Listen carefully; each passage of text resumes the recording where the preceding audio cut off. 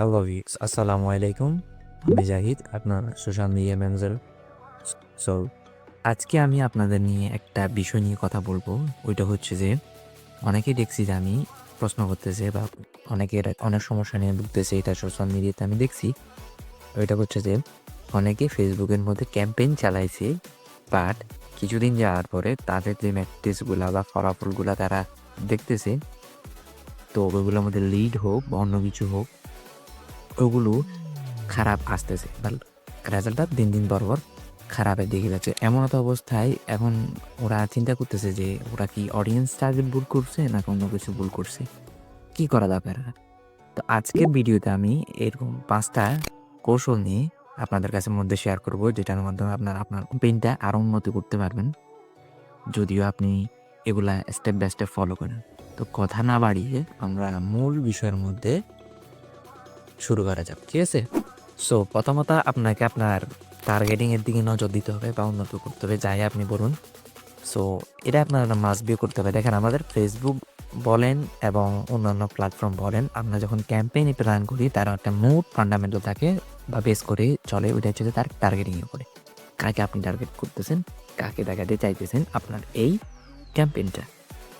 So এই কারণে যদি আপনি দেখেন আপনার এই যে টার্গেট করছেন অডিয়েন্সগুলা, ওইগুলা দিয়ে যদি ফল না দিয়ে ওইটা নিয়ে কেন বসে থাকবেন আপনি? আপনি ওগুলাকে ফেলে দেন বা ওগুলাকে একটা কাস্টম করে ফেলেন, কাস্টম অডিয়েন্স তৈরি করে তারপর আপনি চালান। এরপর আপনি কি করতে পারেন, যদি চালাইছেন, চালানোর পরে কিছুদিনের পরে আপনি একটা লুকালেক অডিয়েন্স তৈরি করুন। দেখবেন আপনার যখন একটা ওয়েবসাইটে ইন্ট্রো করবে ক্যাম্পেইন চালানোর পর, মানে আপনার ল্যান্ডিং পেজে যাইতেছে, মানুষ ভিজিট করতেছে, ক্লিক করতেছে, ওদেরকে আপনি আপনার এরকম যারা কনভার্সন করছে আরকি, মূলত আমি বুঝাইতেছি যারা কনভার্সন করছে তাদেরকে আপনি টার্গেট করুন। ঠিক আছে? এভাবে আপনি আপনার লোকাল অডিয়েন্স তৈরি করুন। আপনি এই যে হিউজ পরিমাণে রেঞ্জের একটা অডিয়েন্সকে টার্গেট করে রাখছেন, ওইটা থেকে আপনি যেহেতু লিড ক্যাম্পেইন যদি চালান, ওইরকম একটা সমস্যা হইতে পারে বিগ অডিয়েন্সের ক্ষেত্রে। যদি আপনি এমত অবস্থায় লুকালাইক অডিয়েন্স বা কাস্টম অডিয়েন্স বা রিটার্গেটিং করতে পারেন, এটা আপনার জন্য বেটার হইতে পারে। হ্যাঁ? কারণ এটার মাধ্যমে আপনি হয়তো ভালো রেজাল্ট আশা করার চেষ্টা হইতে পারে। দেন সেকেন্ড যে আপনাকে আমি কৌশলটা বলবো, যে হচ্ছে আপনার অ্যাড কপিটা চেঞ্জ করান ভাই। দেখেন, আমি আপনাকে একটা বিষয় বলি। মনে করেন আপনার একটা ফেসবুক ফিড হোক, ইউটিউব ফিড হোক, একটা একটা ফিড স্ক্রল করতেছেন, মানে আপনার মধ্যে একটা ভিডিও বা একটা জিনিস বারবার আসতেছে। আপনি অনেক সময় লক্ষ্য করিয়েন, আপনাদের যখন এগুলো চালান আপনার মধ্যে একটা অ্যাড আসে, পপ আপ একটা অ্যাড আসে না?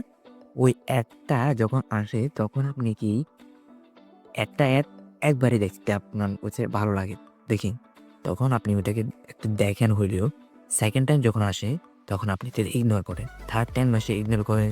তারও আপনার কাছে এটা ভালো লাগতেছে না। আপনি জানেন এটা সম্পর্কে। তো যখন দেখবেন আপনার অ্যাডের ফ্রিকোয়েন্সি ৩ এর অধিক হয়ে গেছে বা ৪ হয়ে গেছে, তখন আপনার উচিত আপনার অ্যাড ক্রিয়েটিভটা চেঞ্জ করার। হ্যাঁ? এর ফলেও আপনি আপনার যে কল টু অ্যাকশনটা আছে এটারও পরিবর্তন করতে পারেন। অ্যাড কপিটা পরিবর্তন করতে পারেন।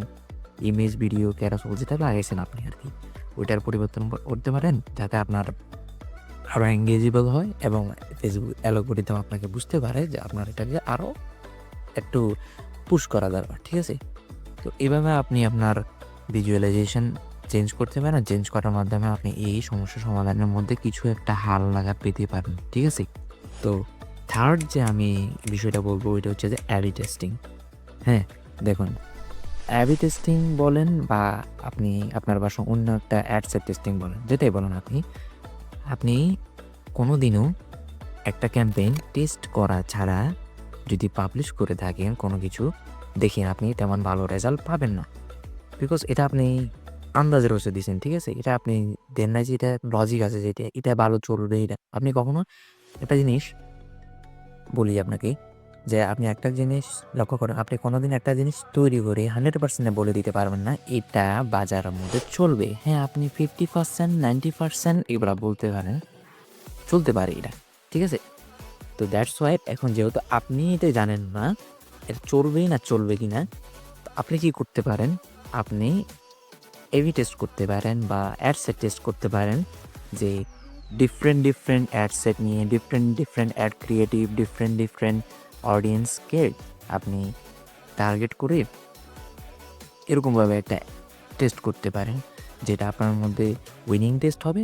উইনিং আপনার যে কোনো একটা ম্যাট্রিক্স জোর আপনি করতে পারেন। আপনি যদি লিড চান, লিড, কনভার্সন চান, কনভার্সন, তারপরে ওয়েবসাইট ভিউ, যেটা আপনার মধ্যে কনভার্সন মনে হয় ওইটা আপনি সিলেক্ট করে আপনি এটাকে উইনিং ক্রিয়েটিভ হিসেবে ধরতে পারেন। ঠিক আছে? এভাবে আপনি অ্যাবি টেস্টিং করেন, হয়তো আপনার ক্যাম্পেইনে আরও বেটার হইতে পারে। ঠিক আছে?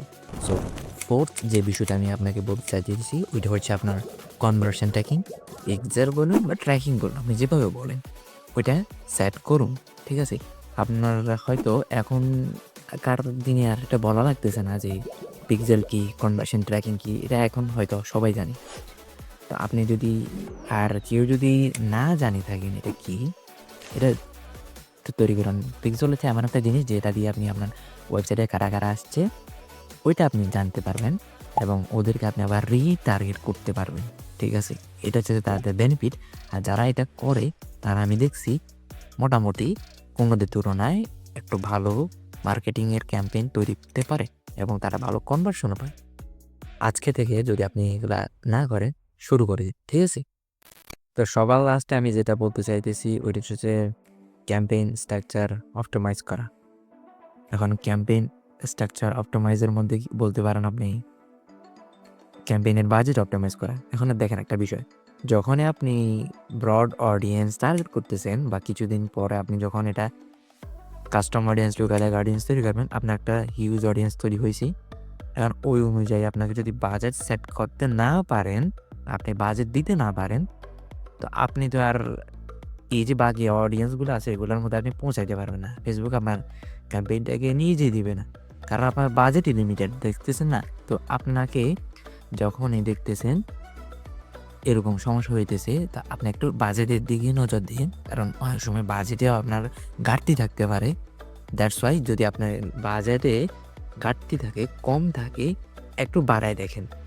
হুট করে যদি আপনি $200, $500 ক্যাম্পেইন চালাইতেছিলেন মান্থলি ইয়ারে, তো আপনি এটারও আর 500 বাড়ায় দিলেন, হবে না ভাই। এভাবে আপনার ফেসবুক বুঝবে না। ওদের যে একটা অ্যালগরিদম আছে ওটা বুঝবে না। ওদের যদি বুঝাইতে চান আপনি অল্প করে বাজেট অপটিমাইজ করতে পারেন। আমি একটা যদি আমার ট্রিক্স বলি আপনাদেরকে, একটা আদর্শ রূপ হচ্ছে এটা বাড়ানো। আপনি 10% হারে ভিডিও দেন। যেমন আপনার আপনার যেটা বাজেট হয়, আপনার যে বাজেট আছে ওইটার আপনি 10% একটু মেরে দেখেন, ক্যালকুলেট করে দেখেন। ওইটা যত আসে তত % আপনি বৃদ্ধি করেন। ঠিক আছে? এভাবে আপনি যদি বৃদ্ধি করেন, ভালো রেজাল্ট আসতেছে, আর একটু বৃদ্ধি করে দেন 10%, কীভাবে 10 করে বাড়াই দেন একদম।